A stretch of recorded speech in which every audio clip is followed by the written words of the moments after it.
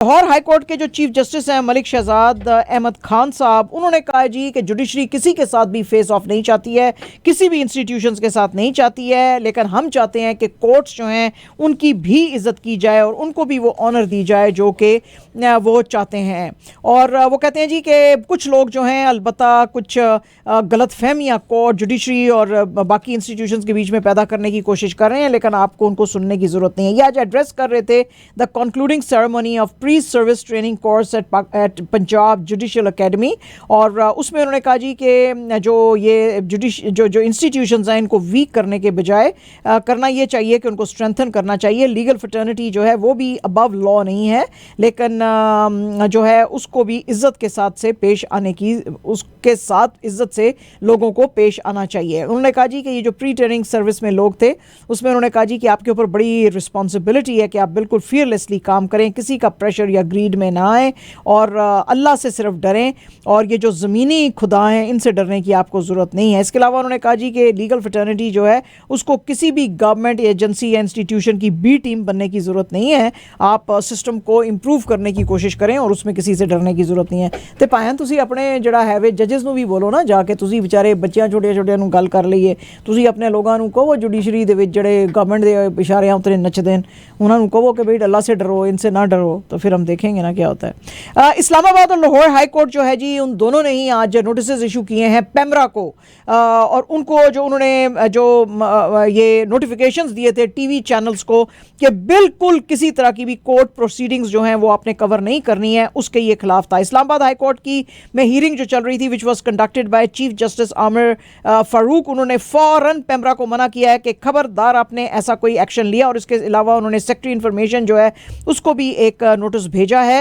और इसके अलावा इस्लामाबाद हाई कोर्ट के जो रिपोर्टर्स एसोसिएशन है उन्होंने भी शिकायत डाली थी कि भाई ये जो है ये गलत काम कर रहे हैं। ये इन्होंने ये सारी आज हियरिंग सुनने के बाद कहा कि हम जो है अब हियरिंग फिर से रिज्यूम करेंगे मई 28 को, और उस वक्त तक इन्होंने जो है लाहौर हाई कोर्ट ने भी और इस्लामाबाद हाई कोर्ट ने भी इनको कहा है पेमरा को कि this is against fundamental human rights, और आप बिल्कुल इनको कोर्ट की रिपोर्टिंग करने से रोक नहीं सकते हैं। जो कोर्ट के रिपोर्टर्स हैं वो कोर्ट की रिपोर्टिंग करेंगे, लेकिन इनको पेमरा ने कहा था कि अनलेस एंड अनटिल आपके पास कोर्ट के रिटन ऑर्डर्स जो हैं वो नहीं होंगे आप रिपोर्ट नहीं करेंगे, जो कि पॉसिबल नहीं है क्योंकि हर दफ़ा आपको रिटन ऑर्डर्स जो हैं वो नहीं मिल सकते, क्योंकि कोर्ट रिपोर्टर्स कोर्ट में खड़े होकर जो केस सुन रहे होते हैं उसको रिकॉर्ड कर रहे होते हैं और उसकी आके जो है वो फिर सारी की सारी कार्रवाई न्यूज़पेपर के अंदर लिखते हैं।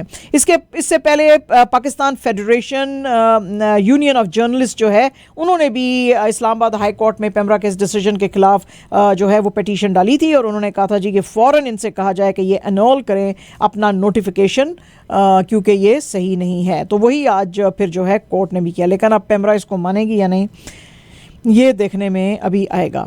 Pakistani ambassador to Iran Muhammad Mudassar Tipu जो हैं उन्होंने आज कहा जी कि पाकिस्तान गवर्नमेंट ने डिसाइड किया है कि वो 2 बॉर्डर क्रॉसिंग्स ईरान के साथ खुली रखेगा जो कि ताफ्तान और गब्त की हैं 24 घंटे और 7 दिन, ताकि बायलैटरल ट्रेड जो है उसको बढ़ाया जा सके और गुड्स का फ्लो जो है दोनों कंट्रीज़ के अंदर बढ़े और इकोनॉमिक अपॉर्चुनिटीज़ जो हैं वो बहुत बढ़े।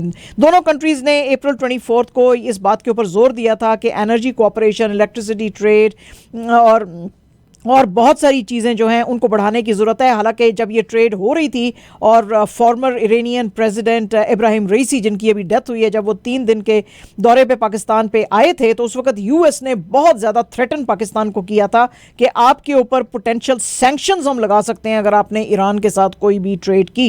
लेकिन इसके बावजूद भी शहबाज शरीफ साहब की गवर्नमेंट और रईसी साहब ने कहा था कि हम अपना ट्रेड और कोऑपरेशन जो है वो बढ़ाएंगे, और उसी सिलसिले की आज जो था ये नेक्स्ट स्टेप था। सोशो इकोनॉमिक डेवलपमेंट जो है करना चाहते हैं ईरान अपने साइड पे सिस्तान बलूचिस्तान के एरिया में और पाकिस्तान बलूचिस्तान के एरिया में, और ये एक 28 पॉइंट जॉइंट स्टेटमेंट आया था जिस वक्त रईसी साहब जो है कराची से तेहरान जा रहे थे, उस वक्त फॉरेन ऑफिस लेकर आया था और उसमें ये सारी चीज़ें उन्होंने कही थी कि durable economic partnership, connectivity and trade and socio economic development के लिए दोनों कंट्रीज़ काम करते रहेंगे। तो ये आज जो था नेक्स्ट स्टेप था। अब इस पे फिर से अमेरिका कैसे रिएक्ट करेगा वो आने वाले दिनों में पता चलेगा। आज एक बहुत ही अफसोस की बात यह हुई इस्लामाबाद में कि सीडीए ने पीटीआई का जो सेक्रेटेरिएट है उसको कुछ हिस्से को डिमोलिश करने की कोशिश की। इसके ऊपर जाहिर है कि पीटीआई के ऑफिशियल्स जो हैं बड़े भड़के हुए थे। पीटीआई के सीनियर लीडर शिबली फराज साहब जो हैं उन्होंने कहा जी कि ये शो करता है कि हम बिल्कुल जो है अब कामयाबी के करीब बैठे हुए हैं। और उन्होंने आज एक प्रेस कॉन्फ्रेंस की जिसके के अंदर पीटीआई के काफ़ी ऑफिशियल्स जो हैं वो नज़र आए। यहाँ पे इनके जो पीटीआई के चेयरमैन है बैरिस्टर गौहर अली खान और इसके अलावा अली मोहम्मद खान और जो पीटीआई के सेक्रेटरी जनरल हैं उमर अयूब खान, ये सब यहाँ पे नज़र आए।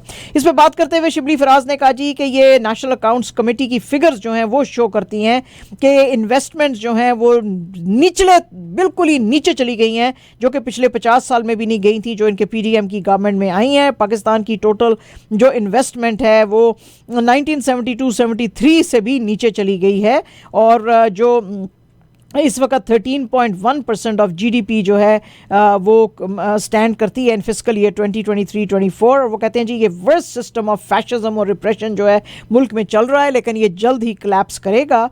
हम जो है कॉन्स्टिट्यूशन के साथ चलेंगे और बिल्कुल कॉन्स्टिट्यूशन के खिलाफ कोई भी काम नहीं करेंगे। इमरान खान साहब के खिलाफ झूठे सैकड़ों ही केसेस बनाए हुए हैं, लेकिन हम जो है विक्टिमाइज हमें किया गया है, लेकिन फिर भी ये पीटीआई को ख़त्म नहीं कर सके। इन्होंने सिर्फ पाकिस्तान का इमेज इंटरनेशनल कम्युनिटी में ख़राब करने की कोशिश की है। इसके अलावा उन्होंने कहा जी कि यास्मीन राशिद साहिबा जिनको के कोट लखपत जेल में जो कोलैप्स कर गई थी उनको हॉस्पिटल में डाला हुआ है, उनकी इतनी इन्होंने हालत ख़राब कर दी है उस बूढ़ी औरत की कि वो अब हॉस्पिटल में पहुँच गई है। इसके अलावा उन्होंने कहा जी कि इन तमाम चीज़ों के बावजूद पीटीआई एक डिग्निफाइड और पीसफुल अपना इमेज जो है वो कंटिन्यू करेगी और हमें पता है कि लोग हमारे हक में आएंगे और जुडिशरी के ऊपर भी अटैक करना छोड़ें। जब वो कोई फैसला करना चाहते हैं उनको आज़ादी से करने दें।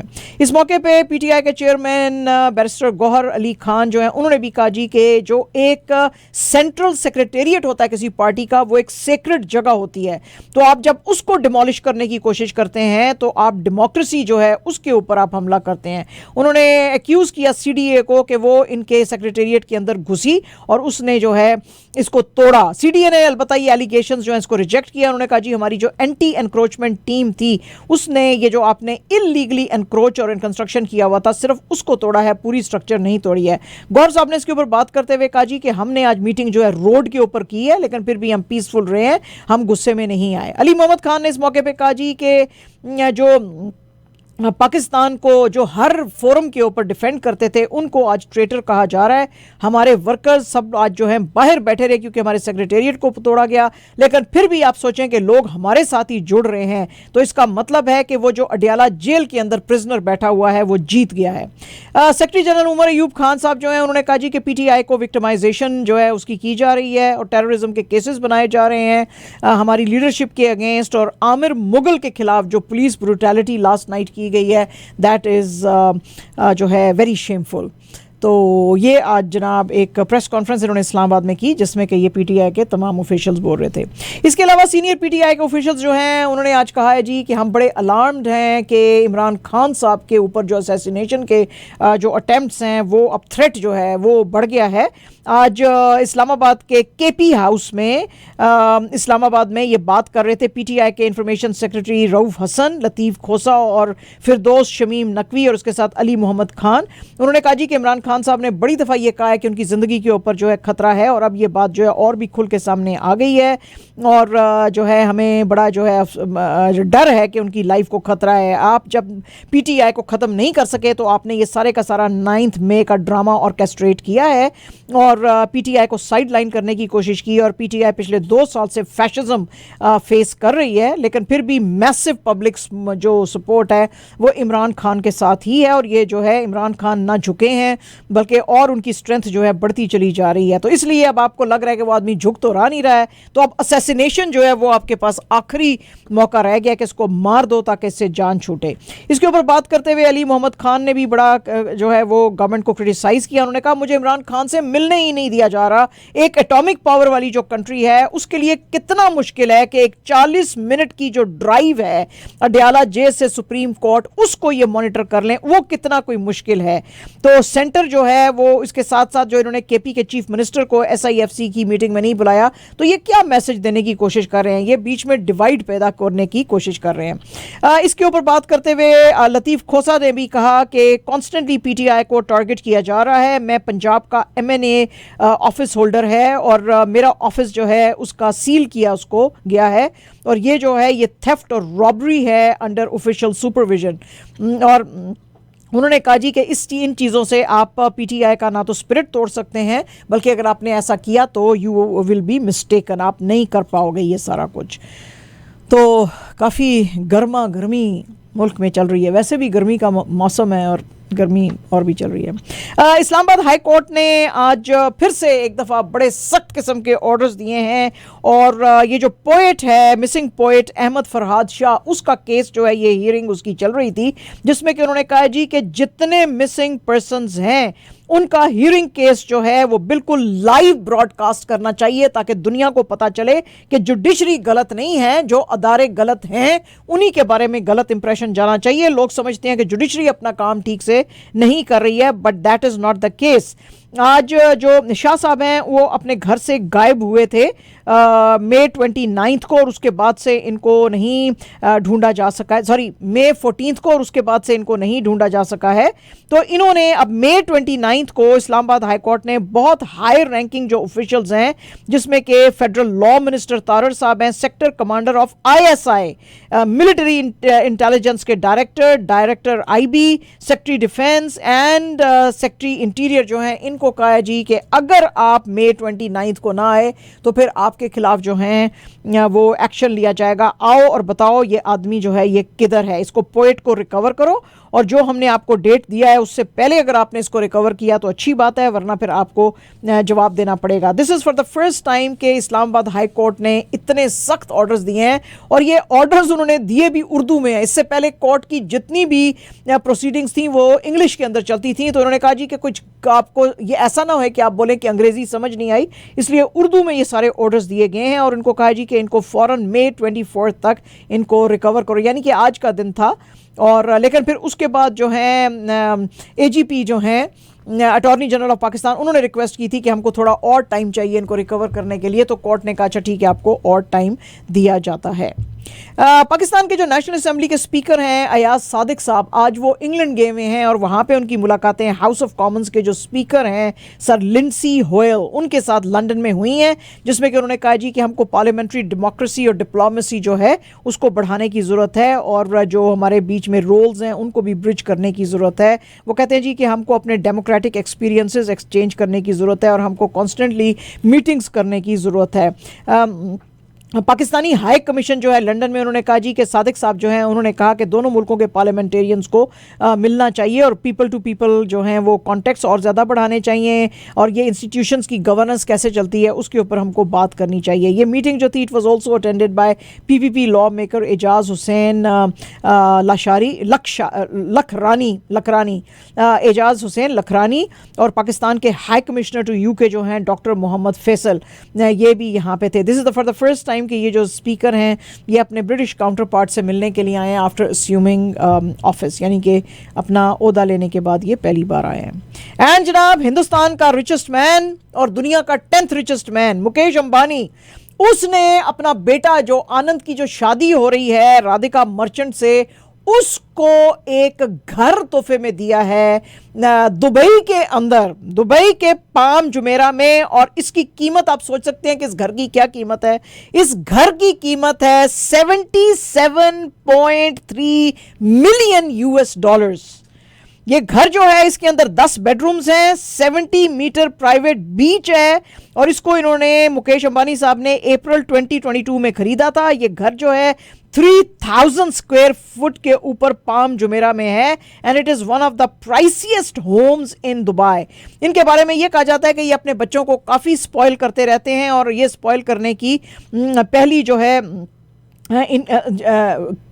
स्पॉइल करने का ये एक और जो है तरीका है। इससे पहले भी जो इनकी प्री वेडिंग बैश हुआ था उसके ऊपर मुकेश अंबानी साहब ने 1200 करोड़ से ज्यादा पैसे जो हैं लगाए थे और उसके अंदर जो हैं टॉप्स जो सेलिब्रिटीज बुलवाए थे और this included Riyana also. Riyana को 66 करोड़ रुपीस दिए गए थे और कुछ मीडिया में रिपोर्ट्स आई थी कि 74 करोड़ रुपीस जो है रियाना को उसकी परफॉर्मेंस के लिए इसमें दिए गए थे।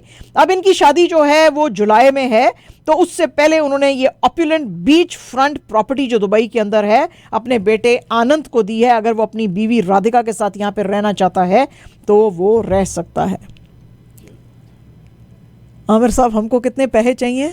Only $1 million, just $1 million. एक खिड़की भी बेच देगा तो हो जाए। मैं कह रही हूं अपना जूता बेच देगा तो इतना आ जाएगा यार। मैं भाई से बात करता हूं। बात करो मुकेश अंबानी से, भाई को भाईजान देखें हमारे भी कोई हालात ठीक करो, करा देंगे। ठीक है, चलो सही है, बात करो आमिर। बात तुम्हारे, मुझे पता है कानून से भी लंबे हाथ हैं, तो बहुत लंबे तो तुम कर सकते हो। अच्छा जनाब, न्यूयॉर्क टाइम्स की आज एक स्टोरी आई है और ये स्टोरी बड़ी ही इंटरेस्टिंग है, मोदी जी के ऊपर है ये। और वो कहते हैं जी कि मोदी जी वैसे तो ये कहते रहते हैं कि मेरा 36 इंच का सीना है और मैं किसी से डरता नहीं हूँ और मैं जो है बड़े, इन्होंने हाई लेवल के ऊपर अपनी जो अभी पोल कैंपेन थी वो भी शुरू की थी। लेकिन कहते हैं जी अब लग रहा है जैसे मोदी जी जो हैं वो डिफेंसिव के ऊपर चल रहे हैं, बजाय इसके कि जो वो अपने बड़े बड़े कारनामे पहले बयान करते होते थे और कहते थे जी कि मैंने ये किया, ये किया, ये किया, ये किया। अब उसके बजाय ये मुसलमानों को और पाकिस्तान को कॉन्स्टेंटली टारगेट कर रहे हैं और ये जो बड़ी बड़ी बातें भी कर रहे थे थोड़े दिनों से, अब की बार 400 पार, तो ये बातें भी जो हैं अब भूलते जा रहे हैं। जब 7 वीक्स जो है वो वोटिंग पीरियड जो है वो अब अपनी फाइनल जो स्ट्रेच के अंदर जब से एंटर हुआ है, क्योंकि रिजल्ट्स जो हैं अब जून 4 को एक्सपेक्टेड है, तो लग रहा है कि ही स्वेटिंग अ लॉट और अपोजिशन जो है उसके बीच में अपना वो मोर्चा जरा करती जा रही है सख्त, जिसकी वजह से मोदी जी बहुत ही रैटल्ड अब नजर आ रहे हैं। इसके बीच में इन्होंने अब सोच लिया है कि मेरे कामों शामों को तो कोई भाव दे नहीं रहा, तो एंटी मुस्लिम सेंटिमेंट जो है इन्होंने बहुत ज्यादा अब फैन करना शुरू कर दिया है और उन्होंने अब ये जो है नैरेटिव, नेशनल नैरेटिव बनाना शुरू कर दिया है कि ये तो मुसलमानों को ले आएंगे और तुम्हारे सारे रिसोर्सेज दे देंगे और ये करेंगे। और मीडिया जो है उसको ऑलरेडी इन्होंने दबा दिया हुआ है, मीडिया इनके खिलाफ बिल्कुल कोई बात कर नहीं रहा है, लेकिन अपोजिशन जो है वो कॉन्स्टेंटली पिच कर रही है इकोनॉमिक और सोशल जस्टिस के ऊपर अपनी कैंपेन। और वो बता रही है ये चीज़ कि अगर पीएम साहब जो है मोदी जी अगर रहे तो हिंदुस्तान के अंदर इनइक्वालिटी जो है वो और बढ़ती चली जाएगी। मोदी जी ने पाकिस्तान के खिलाफ भी बातें बहुत ज़्यादा शुरू कर दी हैं और जो भी कुछ दिन पहले जो कांग्रेस के लीडर थे मणिशंकर अय्यर साहब, उन्होंने कहा था जी कि आप ज़रा पाकिस्तान से सावधान रहो क्योंकि उनके पास भी बम है। तो इसके ऊपर जो है वो मोदी जी ने कहा था हाँ मैं तो खुद पर्सनली लाहौर देखने के लिए यही गया था कि पाकिस्तान की कितनी औकात है, और ये कहते हैं संभल के चल, पाकिस्तान के पास एटम बॉम्ब है, ये मरे लोग देश के मान को भी मार रहे हैं। उन्होंने ऐसे उर्दू के अंदर बात की जिसको वो हिंदी कहते हैं। और फिर उन्होंने कहा जी कि पाकिस्तान का बॉम्ब जो है वो तो इतनी थर्ड क्लास क्वालिटी का है कि वो बेचना चाहते हैं क्योंकि उनके पास अब खाने को कुछ नहीं है, तो लेकिन कोई भी दुनिया में बायर ही नहीं है जो इनका लो क्वालिटी एटॉमिक बॉम्ब जो है वो खरीदने को तैयार है। इसके साथ साथ मणिशंकर अय्यर साहब ने यह भी कहा था कि उनके पास एटॉमिक बॉम्ब है और अगर कोई मैड मैन ये इधर हिंदुस्तान में डिसाइड करेगा कि वो लाहौर में वो बॉम्ब मारेगा अपना, तो 8 सेकंड के अंदर उसके रेडिएशन जो हैं वो अमृतसर में भी पहुंच जाएंगे और वो भी चुप नहीं रहेंगे। वो एक डिग्निफाइड नेशन है, उनकी भी इज्जत करना आप पे जरूरी है। मोदी जी जो हैं वो कहते हैं जी कि हमें कोई ऐसा खास जरूरत नहीं है, हम कोई इतना ज्यादा भाव देते नहीं है इंडिया पाकिस्तान के बॉम्ब को, और इनको तो पता ही नहीं है पाकिस्तान को कि अपना बॉम्ब जो है संभाल के कैसे रखना है। इसके साथ साथ उन्होंने कहा जी कि कांग्रेस जो है वो तो अगर 50 सीटें भी अगर जीत लेगी लोकसभा के इस इलेक्शंस में तो बड़ी बात होएगी। अच्छा मुझे क्या लग रहा है ना आमिर, इस दफ़ा मुझे लग रहा है कि मोदी जी बहुत बुरे तरीके से हारेंगे इस दफ़ा। बहुत बुरे तरीके से हाँ हारेंगे। और अगर ना भी हारे तो इनको माइनॉरिटी गवर्नमेंट इनकी बनेगी और इनको जो है बहुत मुश्किलें होंगी। अपनी मेजॉरिटी गवर्नमेंट इस दफ़ा ये नहीं बना सकेंगे अगर आए भी ये पावर में। हाँ, माइनॉरिटी गवर्नमेंट इनकी बनेगी और इनको हर वक्त जो फिर जिसके साथ कोalition में बनाएंगे ना वो हर वक्त इनको अब दबाता रहेगा। इनकी इतनी अब पावर नहीं रहेगी वैसे। लेकिन मुझे लगता है इंडिया अलायंस वाले अगर थोड़ा सा जोर और लगा लें ना, थोड़ा सा जोर और लगा लें, बड़े इजीली वो जीत सकते हैं। और मोदी जी जितने बड़े बड़े बयान दे रहे हैं ना, मुझे इस दफ़ा मोदी जी का फ्यूचर अच्छा नहीं नज़र आ रहा। तो अगर तो जीते, जैसे मैंने अभी कहा, माइनॉरिटी गवर्नमेंट बनाएंगे और अगर वैसे तो हार ही सकते हैं ये वैसे इस दफा। मुझे लगता है ये दोनों चीजें यानी मैंने कह दी हैं, या तो माइनॉरिटी या हार जाएंगे या हार जाएंगे। मेजॉरिटी नहीं है, बिल्कुल मेजॉरिटी इस दफा नहीं है। ये जो कह रहे हैं ना 400 का आंकड़ा हम पार करेंगे, बिल्कुल नहीं करेंगे मोदी। बहुत इस दफा बिल्कुल मोदी वेव जो है वो नहीं चल रही है, मुझे नहीं लग रहा। अच्छा जनाब, काजोल जो है वो आफ्टर 27 ईयर्स फिर से प्रभु देवा के साथ एक फिल्म में नजर आएंगी और ये फिल्म जो है ये थ्रिलर होएगी और इस फिल्म को बना रहे हैं चरण तेज उपलपति और वो जो हैं अब बॉलीवुड के अंदर एंटर होने की कोशिश कर रहे हैं। इस प्रोजेक्ट के अंदर नसीरुद्दीन शाह साहब भी नजर आएंगे एंड ये भी पहली दफ़ा होएगा बॉलीवुड की हिस्ट्री में कि काजोल जो है नसीरुद्दीन शाह साहब के साथ काम करेंगी। इस फिल्म का स्केड्यूल जो है सारा कंप्लीट हो चुका है और मेकर्स जो हैं अब डेट्स फाइनलाइज कर रहे हैं कि इसका टीज़र जो है कब रिलीज़ किया जाए। इसके लिए इन्होंने बहुत हाई एंड ये जो है ये सिनेमेटोग्राफी करना चाहते हैं। उसके लिए जवान का जो सिनेमेटोग्राफर है GK विष्णु, उसको इन्होंने रोप इन किया है और वो कहते हैं कि ये फिल्म होएगी वाला बहुत अच्छी होएगी। ठीक है जी, नेक्स्ट लेवल। और जनाब कंगना रनावत साहिबा जो हैं उन्होंने आज इंस्टाग्राम पे अपनी बहुत सी तस्वीरें डाली क्योंकि मंडी में उनको करने के लिए आए support prime minister Modi ji. और स्टेज के ऊपर जब वो आए तो इन्होंने अपनी वो जो हिमाचल प्रदेश की जो कैप है वो पहनी हुई थी और इन्होंने उनको ग्रीट किया एक गुलाब के लाल फूल से। और उन्होंने कहा जी PM साहब हम आपको मंडी के अंदर जो है वेलकम करते हैं। और वैसे जो तस्वीरें इन्होंने डाली हुई हैं उसमें लग रहा था कि काफ़ी लोग वहाँ पे जमा हुए थे। तो एक फ़ैन ने लिखा कि see the charm of the mountain lioness. अच्छा, मुझे अब लग रहा है मुझे लग रहा है कि ये भी हारेगी, ये हमारी बाजी भी हारेगी। हाँ, मुझे ये भी लग रहा है कि कंगना रनावत साहिबा हारेंगे अगर वहाँ पे भी पाकिस्तान की तरह की मैस रिगिंग ना की गई। फॉर्म 47 की बुनियाद पे ये जीत सकती हैं, फॉर्म 45 के हिसाब से नहीं जीत सकती हैं, मुझे नहीं लग रहा, क्योंकि लोग काफ़ी जो है इनके भी खिलाफ हैं।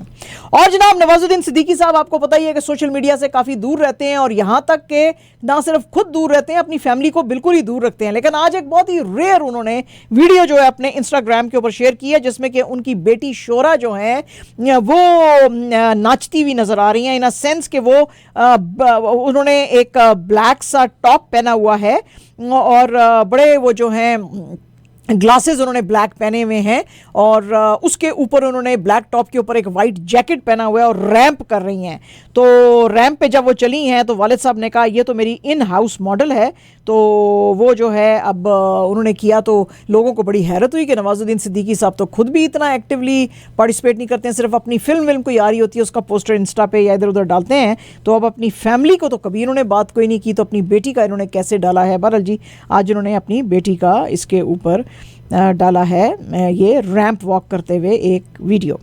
ICC जो है जी उसने शाहिद अफरीदी को अपना पहला एम्बेसडर जो है वो बनाया, नहीं पहला नहीं, वन ऑफ द एम्बेसडर्स जो है वो बनाया है फॉर T20 वर्ल्ड कप जो कि स्टार्ट हो रहा है जून 1 से। और शाहिद अफरीदी जो है he has joined Yuvraj Singh and Chris Gayle और जो दुनिया में फास्टेस्ट मैन है उज़ैन बोल्ट उसके साथ। अफरीदी साहब जो है आपको पता ही है कि उन्होंने पाकिस्तान का T20 वर्ल्ड कप टाइटल जो है जीता था 2009 में और फिर फाइनल तक पहुंचे थे 2007 में भी इससे पहले। तो ये जो इस पे बात करते हुए जब इनको एम्बेसडर चुना गया तो उन्होंने कहा कि T20 जो इवेंट होता है it's very closer to my heart. ICC की general manager marketing and communications Claire Furlong ने कहा है कि Shahid has competed in 6 T20 world cups. He has captained and delivered as player of match given player of match performances, और फिर उसके बाद इसने विन भी किया था 2009 में। तो कौन इससे ज़्यादा अच्छा हो सकता है to be the all star ambassador of ICC T20 world cup 2024। तो बड़ी अच्छी बातें हमारे बूम बूम अफरीदी के बारे में उन्होंने की। और जनाब आज फाइनली PCB जो है उसने अपना 15 मेंबर स्क्वाड जो है पाकिस्तान का मेंस T20 वर्ल्ड कप 2024 का आज उन्होंने अनाउंस किया, क्योंकि डेडलाइन जो थी वो एब्सोल्युटली May 25 थी और May 25 में अब एक ही दिन रह गया था। तो आज उन्होंने अनाउंस किया है। बाबर आजम जो हैं वो टीम को लीड करेंगे, जिसमें कि 3 विकेट कीपर्स, 5 फास्ट बॉलर्स और 4 ऑलराउंडर्स हैं। बाबर आजम जो कैप्टन हैं, उनके साथ साथ अबरार अहमद, आजम खान, फ़खर जमान, हारिस रऊफ़, इफ्तिखार अहमद, हमारा चाचा इमाद वसीम, मोहम्मद अब्बास आफरीदी, मोहम्मद आमिर, मोहम्मद रिजवान, नसीम शाह, साइम अयूब, शादाब खान, शाहीन शाह आफरीदी, उस्मान खान होंगे। लेकिन अभी तक रिजर्व्स जो हैं उनके कोई अनाउंसमेंट्स नहीं किए हैं। पाकिस्तान जो है वो ग्रुप ए में है विद इंडिया, आयरलैंड और कनाडा और USA के साथ। इनका फर्स्ट मैच जो है पाकिस्तान का वो June 6 का है अगेंस्ट USA इन डैलस, और फिर दूसरा मैच इंडिया के साथ है June 9 संडे को इन न्यूयॉर्क। जो रेस्ट ऑफ द स्केड्यूल है वो ये है कि 11 जून को पाकिस्तान का मुकाबला कनाडा से है न्यूयॉर्क में, 16 जून को Pakistan versus Ireland in Lauderhill. Group B के अंदर हैं England, Australia, Namibia, Scotland, Oman. Group C के अंदर है New Zealand, West Indies, Afghanistan, Uganda, Papua New Guinea. और ग्रुप डी जो है उसके अंदर South Africa, Sri Lanka, Bangladesh, Netherlands और नेपाल। तो इस तरह से जो है ये ग्रुप्स हैं। और शायद अफरीदी ने भी वैसे आज कहा कि मैं बड़ा एक्साइटेड हूँ इंडिया पाकिस्तान के मैच के लिए। एंड जनाब absolutely our last news is from AFP के मुताबिक foreign owner of T20 cricket team in Lanka premier league, उसको आज अरेस्ट किया गया है ऑन सस्पिशन ऑफ करप्शन। और ये जो थी, ये जिस वक्त ऑक्शन चल रही थी उस वक्त ये कुछ इस तरह की सस्पिशियस चीज़ें देखी गई थी। इनका नाम है तमीम रहमान, ये ओनर हैं ऑफ डम्बुला थंडर्स और UK सिटीज़न हैं। और इनको रोका गया था कोलंबो एयरपोर्ट पे, इससे पहले कि ये प्लेन में चढ़ के दुबई पहुंच जाते। इनको अरेस्ट के ऑर्डर्स जो थे वो कोर्ट ने दिए थे और इनको डिटेन किया गया था। He is suspected of match fixing. ये रिमांड में रहेंगे May 31 तक पेंडिंग इन्वेस्टिगेशंस। तो क्रिकेट के अंदर तो जी बिग मनी है, हाँ बहुत ज़्यादा ही पैसे हैं, तो उसमें फिर अब लोगों का ईमान डूल जाता है।